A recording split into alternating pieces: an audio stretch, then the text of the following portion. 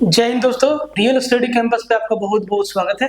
तो 20 जून का तीनों शिफ्ट समाप्त हुआ और आज जो आपने थंबनेल में देखा कि पैटर्न बदल रहा है, तो जी हाँ, अभी तक जिस जिस चैप्टर से मैथ में सवाल नहीं पूछा गया था, तो भाई वो पूछना शुरू कर दिया है। तो हो सकता है कि आगे जाके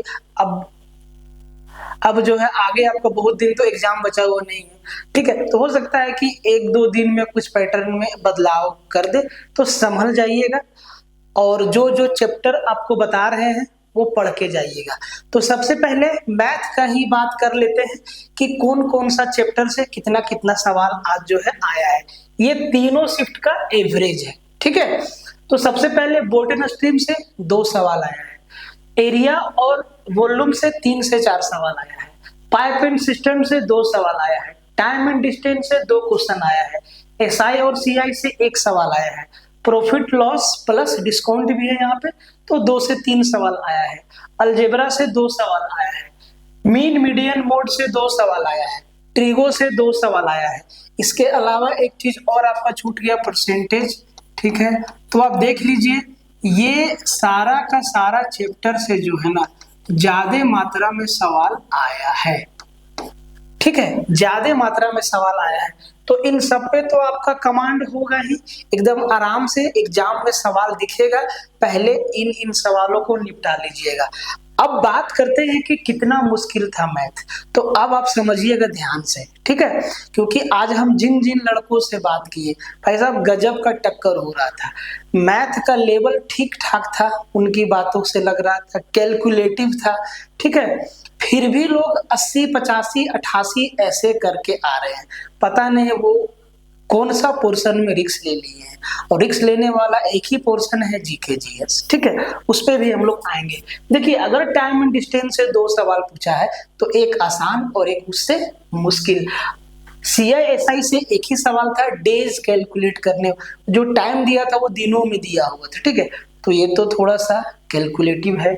प्रॉफिट लॉस से एक सवाल आसान, तो एक सवाल थोड़ा सा मुश्किल दे देगा, उसी तरीका से। और देखिए अलजेब्रा में, अब आप आइए कि भाई साहब अलजेब्रा में क्या किया है, ठीक है, अलजेब्रा में क्या किया है।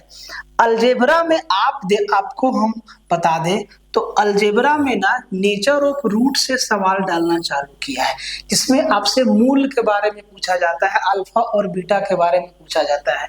तो नेचर ऑफ रूट से सवाल दिया है, तो हो सकता है कि आगे लीनियर इक्वेशन से सवाल दे दे, हो सकता है आगे क्वाड्रेटिक इक्वेशन से सवाल दे दे। तो पढ़ रहे होंगे, पढ़ लीजिएगा, ठीक है। ट्रिगो से 2 सवाल आया है, ठीक है, ट्रिगो से 2 सवाल आया है, इसको भी आप ध्यान में रखिएगा। बाकी सारा का सारा पैटर्न जो है सेम टू सेम चल रहा है, ठीक है, तो इसको आप लोग ध्यान में रखिएगा।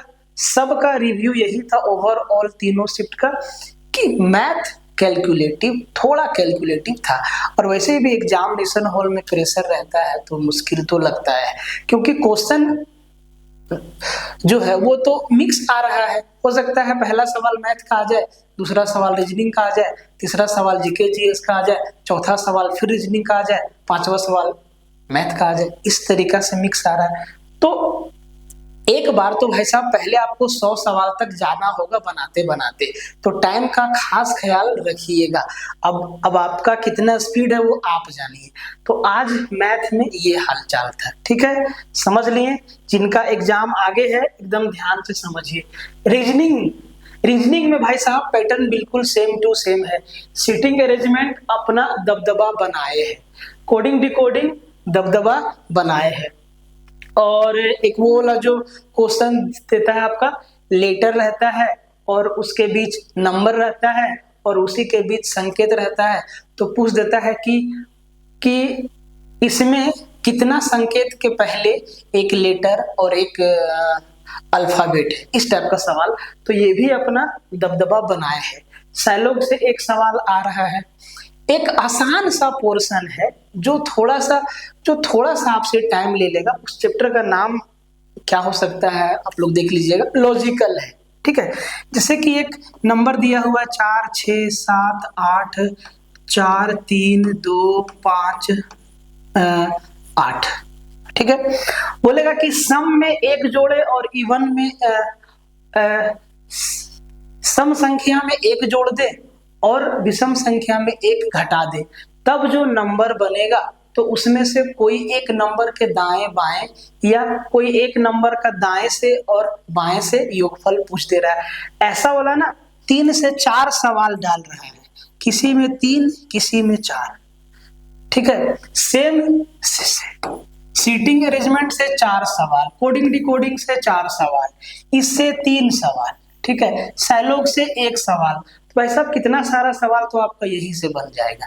तो ये सब एकदम वेटेज वाला पोर्शन है।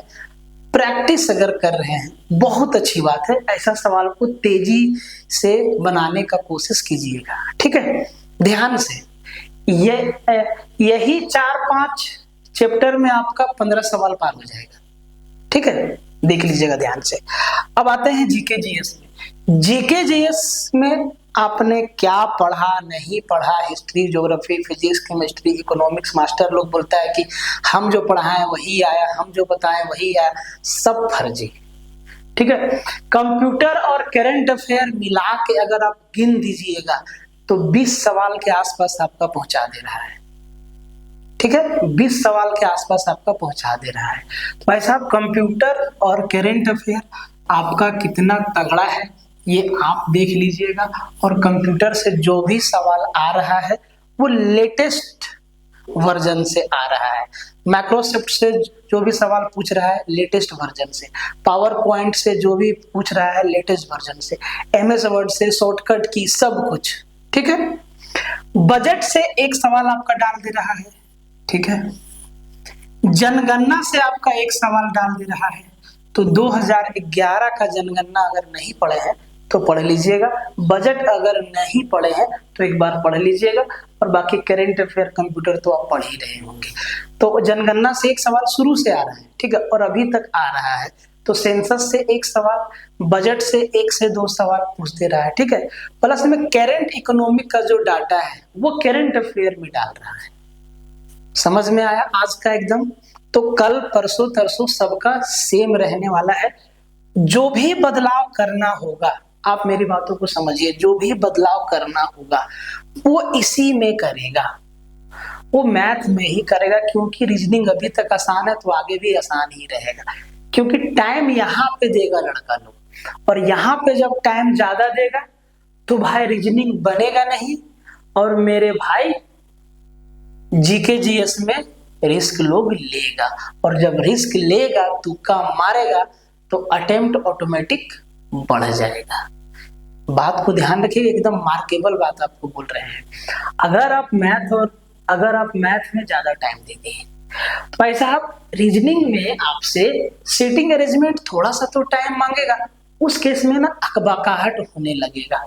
आप कोडिंग डिकोडिंग के लॉजिक को नहीं पकड़ पाइएगा, अल्फाबेट से जो सवाल आ रहा है उसके लॉजिक को नहीं पकड़ पाइएगा, वहां पे अकबकी थोड़ा सा पैदा हो जाएगा। ठीक है, सैलोग आप बना लीजिएगा, इस टाइप का सवाल आप बना लीजिएगा, और जब बना लेंगे तब आप कम टाइम में current affair, computer, GK GS में रिस्क लेने लगेंगे, तुक्का मारने लगेंगे, तुम्हारा स्कोर तो बढ़ना लाजिमी है। बाकी बहुत लोगों का स्कोर जेन्युइन भी है, क्योंकि जो लोग सीजीएल वाले हैं जिनका मैथ रेलवे वालों से अच्छा होता है, ये बात सही है, तो वो लोग जो है स्कोर तो कर रहे हैं। रीजनिंग सीजीएल में पूछता है ढंग का, रेलवे में अभी सीबीटी 1 में रीजनिंग का लेवल एकदम मॉडरेट है, तो वो लोग रीजनिंग को भी चाप देगा। अब बचा करंट अफेयर, जीके जीएस, तो उसमें भी वो लोग कुछ ना कुछ कमाल कर ही दे रहा है, इसीलिए उनका स्कोर जो है बढ़ जा रहा है। तो भाई साहब ध्यान रखिएगा, आगे आपका जिन लोगों का भी एग्जाम है इन सब बातों का ध्यान रखिएगा कि अगर कोई पोर्शन आपका टाइम लेगा तो हम आपको फिर से बता दें कि ये मैथ आपका टाइम लेगा। अब आप एक बार नंबर्स को जोड़ लीजिए, कितना सवाल पूछे, 2, इसका 3 लेते हैं 5 और 2 7 और 2 9, 1 10, और इसका 2 लेते हैं 12, 2 14, 2 16, 2 18, 1 19, तो 20 सवाल तो यही सबसे हो गया बनने वाला, 20 सवाल तो यही सबसे हो गया। तो देख लीजिएगा ढंग से, ठीक है। मिलते हैं नेक्स्ट लेक्चर में, और आपको एक जानकारी हम दे दें कि कंप्लीट परसेंटेज का लेक्चर आपके लिए लेके हम आ रहे हैं बहुत जल्दी। जो रेलवे का जितना भी अपकमिंग एग्जाम्स है सबके लिए है, ठीक है। कठिन सवाल को आसान कैसे बनाना है सब कुछ उसमें निचोड़ के रख दिए हैं, ठीक है। तो मिलते हैं नेक्स्ट लेक्चर में, तब तक के लिए जय हिंद रहेगा। वीडियो को लाइक करना, शेयर करना, चैनल को सब्सक्राइब करना, घंटी को दबाना, ये आपकी जिम्मेवारी पे छोड़ते हैं, ठीक है। बाकी अपना फीडबैक कमेंट में जरूर छोड़ दीजिएगा।